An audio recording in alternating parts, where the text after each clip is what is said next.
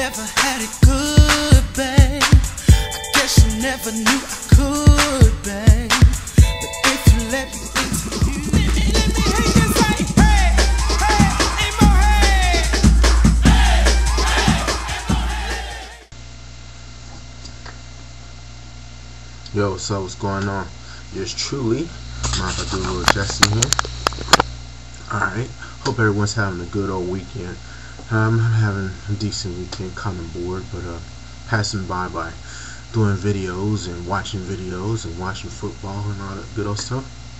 It came to my mind, I was like, I need to do a vlog like this.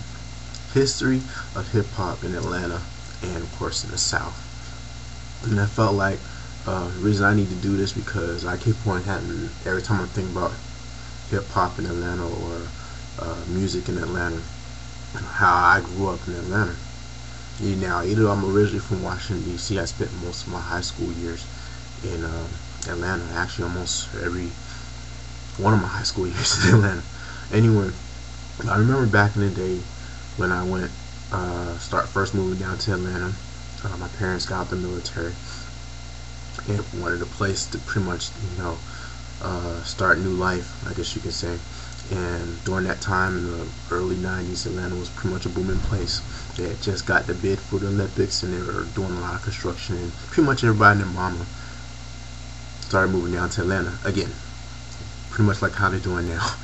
But I remember going to school to Atlanta, listening to the radio, and you had Ryan Cameron, which was the top DJ in Atlanta when he was in V103 the very first time. How many people can remember that? Anyway, but as I was growing up in Atlanta, I started listening to hip hop and stuff. And once I graduated high school, I noticed places like when I go back to my hometown in DC, I didn't feel the same vibe as I did in Atlanta. I didn't feel the same vibe when I went up the East Coast, and I started to realize that different styles and different things that was going on over there. And of course, you had television, and the internet wasn't as accessible as it is now, or even back then. But still, people had other ways to get access to stuff. Like, for example, you were down south, you knew someone that was probably from New York that had access to maybe Wu-Tang Clan, and you had them send a copy of the tape in the mail or whatever. Or in this case, when I was growing up in Atlanta, you had a lot of people from New York or up in the East Coast move down here. Various different reasons, of course, nothing against that. I mean, hell, if you got a better job or you can get a cheaper house or whatever, have them do the same thing too. Well, pretty much most of Atlanta is a transplant city, like other cities, Houston, Los Angeles, New York, pretty much. And like I said, I love growing up in Atlanta. I mean, Atlanta is one of those places growing up seeing how the hip hop developed, how the bass music that came down through Atlanta, the various style of hip hop, how people here in Atlanta or down south came to it and just developed their own thing, and how it became mainstream few years later on. Because I remember going, for example, I was in summer school in '96, and just before Mystical got real big. He got real big, and I'm pretty sure he got real big in the New Orleans back in '94, but we didn't really hear about Mystical till '96. And I was in summer school. A friend of mine knew my RTC class was bumping this Mystical, and I was looking at the cover of the CD, and this is probably one of the few times that I actually kind of misjudged a particular artist. And the front cover of the CD had this, I thought it was this Brat imitation with a big old mustache, and I thought he was from New York because on the cover of the CD it had a skyline that looked similar to New York, but found out later on it was New Orleans. And first I started hearing this music. Oh, it's not bad, he sound hard as hell. He sound real hard as hell. This was his first, I think it was the first CD that went national. The one that's here I go, boom, boom, boom. Anyway. But that was a jam in the summer in '96. That and Master P was crazy running on airways on the radio. I mean, yeah, you still had Tupac playing, and Biggie was playing and stuff back in '94 and '95, and also that's another unique time to me. Actually, I think 1995 was probably the best year for me in Atlanta hip hop history, or down south hip hop history, as in topic of this video log. To me, one of my favorite radio stations. Kind of still, I don't listen to it like I used to anymore.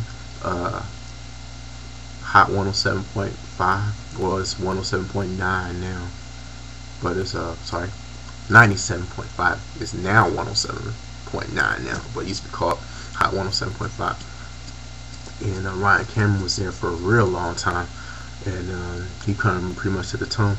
It was kind of weird because before Hot 97.5 came out, V103 pretty much ran everything that was black urban type music on the radio airwaves. So what tripped me out was V103 was an R&B based station. Like they didn't really play a lot of rap. They only played maybe Friday or Saturday nights, but most of the week they played R&B type ballads and stuff like that, which was kind of, I ain't gonna say it was boring, but you know, once you get into something you want more and more, you couldn't get anymore. But once Hot 97.5, now 107.9 came along, V103 had to up their game up. And what was unique about it, because during that time, I think it was around, that same year, 95, Ryan Cameron disappeared. Found out he went to DC for 6 months. Came back to Hot 97.5, which was probably the craziest thing. And just from a radio point of view, that was probably one of the greatest moves at that particular time in Atlanta hip hop history, because that made a radio station like V103 step their game up, and it helped actually hip hop in Atlanta, rap music in Atlanta, because now you know you got one outlet to try to put your name out there. You got two outlets to put your name out there, and with groups like Outkast, Goody Mob, folk heroes like Kilo Ali, and anyone that knows Atlanta hip hop knows who Kilo Ali is. Kilo Ali, can't forget about Oom Camp, who out of Oom Camp, Baby D, DJ Unk, before he was DJ Unk, and I'm trying to think of some name off the top of my head, Ghetto Mafia. There's so many more, and I'm gonna keep on mentioning them throughout this vlog. What I want to get my point is, it was another particular time when I started my 10th grade year. I was on the bus, getting ready to go to school, and bus, you know how it is when you go to school. Bus is rowdy usually. Well, school I went to, bus is usually rowdy. And I go find my seat, I'm chilling, I'm on my own business. And next thing you know, I'm hearing these people in the back of the bus yelling, lay it down, your hoes, lay it down, lay it. I'm like, what the hell are they talking about? I thought it was about to start a fire or something up there. So I start going to the front of the bus. And I realized after a while, I talked to my cousin who was also living in Atlanta at the time, but he was living in the Swats. And I stayed there for a couple months and moved to Stone Mountain on the east side. Called him up. I'm like, hey, what's this lay it down shit I've been hearing about? He's like, man, you don't know what that lay down is? You don't know about that 8-ball and G? The next thing you know, he gave me a tape of what he had from one of the radio mixes from V103. And I was like, this sounds good, And it became, I think, 8-Balls and MJG Suave House's Lay It Down. It's got to be like one of the pioneer songs of Atlanta hip hop. Not only Atlanta hip hop, but down south hip hop. It's one of those few songs. It's got to be right up there.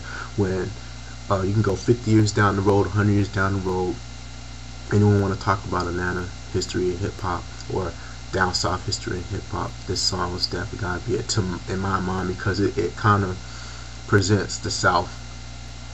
It kind of presents the South in a way that, hey, we're here to stay, deal with it.